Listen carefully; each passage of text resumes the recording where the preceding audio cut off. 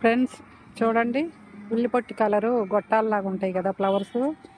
అది మొక్క పెద్దదైపోయింది, బాగా ఫ్లవరింగ్ బాగా వస్తుంది. కింద కుండీ సరిపోలేదు. నిన్నైతే నేను 4 కుండీలు రీపాట్ చేశాను. అదొకటి పెద్దది, పెద్ద కుండీలో పెట్టాను.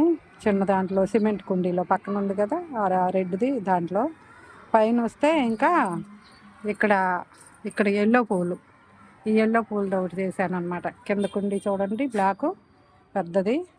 తర్వాత ఇది గిన్నె మాలతి, ఇంకా ఫ్లవరింగ్ రావట్లేదు. పెట్టి ఒక 5-6 నెలలు అయింది అంతే. చిన్న కుండీ సరిపోక మొక్క అయితే ఫాస్ట్గా ఎదుగుతుంది.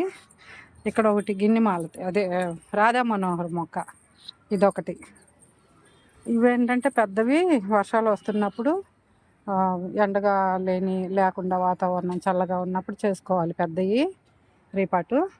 అలాంటప్పుడు చేయకుండా మనం మిగతా రోజుల్లో చేస్తే కింద ఏర్లు సెట్ అయ్యేలోపు పైన మొక్క ఎండిపోతుంది, ఇంకా డ్యామేజ్ అయిపోయినట్టే మొక్క.